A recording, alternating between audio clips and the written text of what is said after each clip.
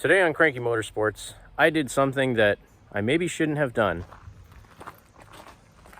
I bought the best Chinese welder that I could afford right now. Well, I'm out here again with the old Bel Air, and if you notice, it's got a little bit more blue on it than it had before. I've been trying to find out just specifically which spray bomb color I want to paint this entire car with. So this is like a satin royal blue. This is lagoon blue. I forget what this color is, but I tried a bunch of blues, Rust-Oleum, because that's the colors and the kind of paint that I like. I think what I'm going to end up going with is either lagoon blue, because it actually sprays pretty nice, gives it a nice glossy finish, or I'm going to go with a light baby blue with a white roof. Haven't quite figured that out yet. But today's project is cleaning out the interior, because I took the seats and everything out the other day. I'm going to vacuum out all the Bondo dust from all the crappy body repairs that other people have done on this, and put some of my own body weld repairs on top of those body weld repairs. So fixing the holes in the floor is really my goal for today, getting these seat brackets welded into the car so I don't have to worry about the seats ripping off the floor when I'm driving, and generally getting it ready to put the interior back in it. I'm not going to be able to bolt the seats and everything back in it yet today, because I also have to paint the roof and paint some of the other stuff, the inside of the doors and the floor and all that, but at least get the body work done. So let's go ahead and do a cleaning montage.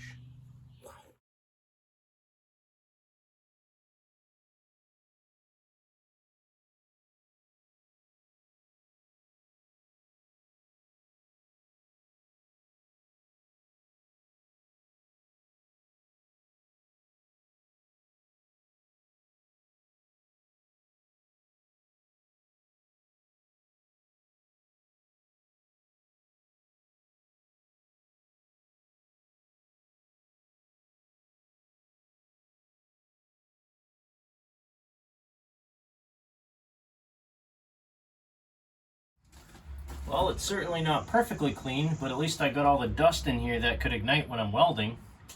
So now to take my brand new Harbor Freight, the best that I could afford welder, put some flux core wire in it, and booger weld my floors.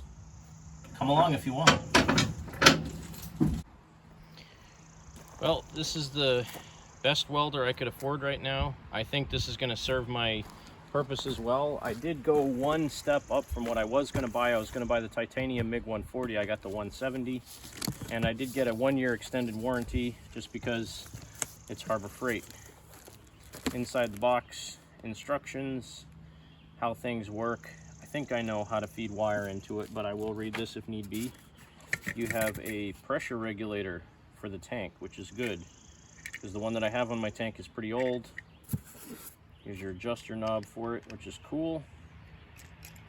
I will be getting some argon CO2 mix here coming soon, but for now I'm just going to be welding with flux core today, because that's what I have available.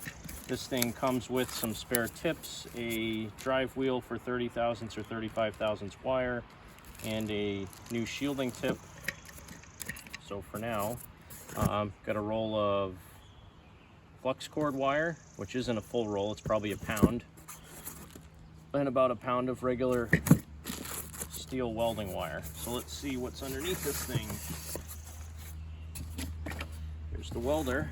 This is probably the ground cable and the gas hose. I'm a little leery about the gas hose, but it doesn't have much pressure on it, so should be fine. Here in all of its glory is the welder. Wow, this thing's nice and light. Looks pretty nice so far. I am basically taking this thing right out of the box, putting some flux core wire in it, and I'm going to start welding right away. So here's the adapter for the cord. You plug your 220 cord into this big adapter, adds another 2 feet extension onto it, and turns it into 110, which is nice. Use adapter for 120 only. Error VOL will show if voltage is incorrect. Power switch here on the back has a switch for 120 or 240. We'll leave that on 120. Gas input's going to stay plugged. And the nice thing about this one that my other welder did not have is the ability to switch your leads from positive to negative, which you need to do for flux core welding, which I was not aware of. So the last couple times I flux core welded with my old red welder that's actually borrowed from a friend of mine, it didn't weld very well. So I'm hoping with flux core I'll at least be able to do sheet metal pretty well with this thing. So let's go ahead and get this thing finished hooked up, get the welding gun out. Hopefully it's in the box.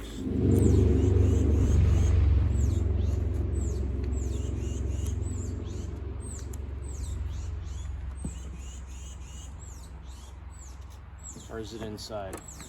I hope it's inside. Oh, thank goodness. Oh, that scared me. There's my welding gun. Awesome. Okay, well now we can get started.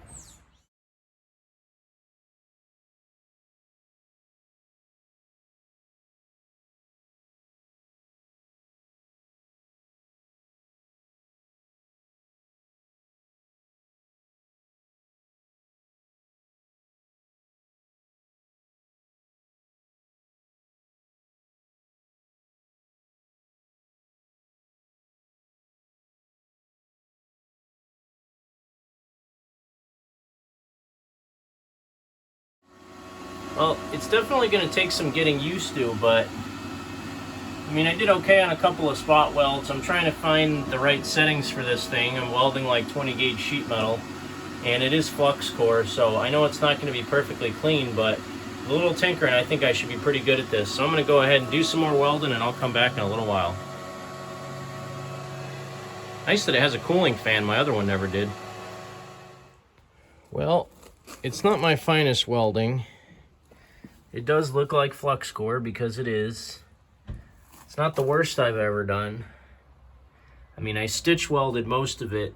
That's why it's kind of blobby, blobby, blobby, blobby, because it's all stitch welded together. But at least my feet won't fall through the floor. I no longer have a Flintstone mobile.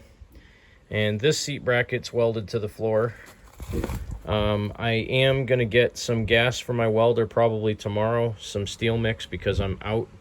And I'll go around and finish up any spots. Like, I mean, obviously that bracket, I just tacked it in there for now. That's not really good enough for me. I will weld that with regular welding wire and gas to try to get a much better weld on that. But the floors, I mean, for sheet metal, I'm okay using flux core on sheet metal. I'm going to probably put some sound deadening material around all this stuff after I paint it.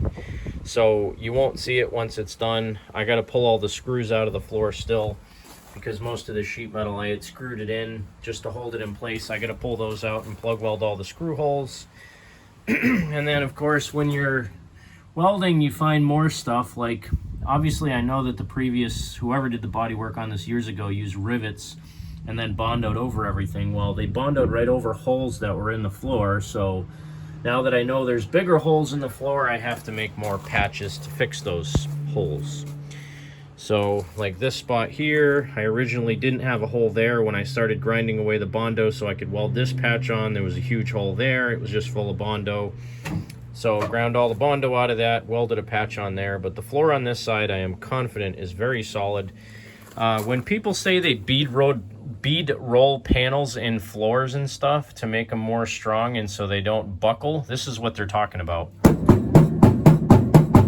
That's a floor that buckles. So there's not much I can do to that unless I weld a support underneath it or even just hammer it to give it a little bit of an indent in it so that it doesn't buckle like that. I might just put some hammer marks in it. You know, trying to go diagonally up it like that might help. But that's one more thing done. I'm super happy with that welder. Again, flux core isn't really the best for really doing anything. It works okay on sheet metal floors like this, which is why I did it on the sheet metal floors, just because, like I said, I ran out of gas. Once I do get gas, I have some good welding wire. I think 30,000 mild steel welding wire. And the gas, I'll have that all hooked up hopefully tomorrow.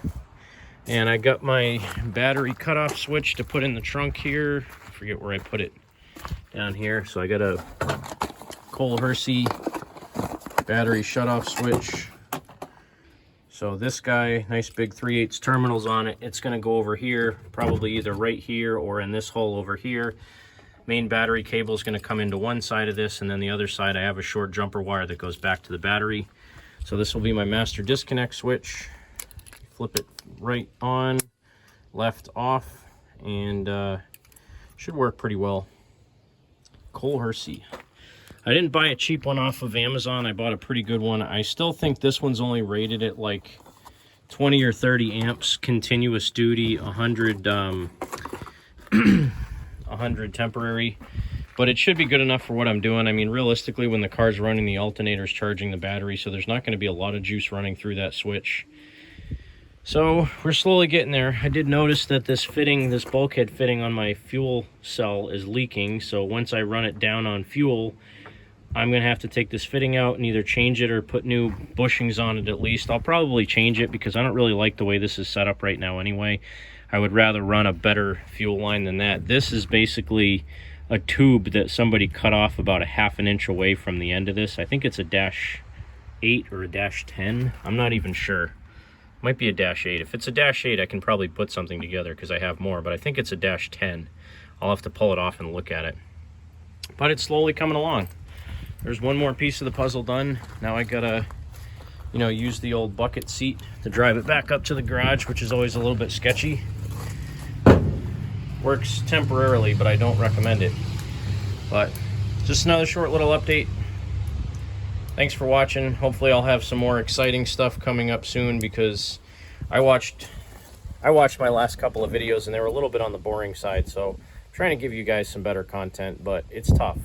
Time is limited when I do my work, so I film what I can film, and then the rest of the work is just whatever it is. So again, we'll get back on this thing in another day or two. I do have to go back to work tomorrow, so I will have less time, just a little bit of time here and there on the weekends like I have been, which is why I did work so hard to try to get this done today. So once the floor is really done, at least the part under the seat is done and around the shifter, so that's the biggest part for me.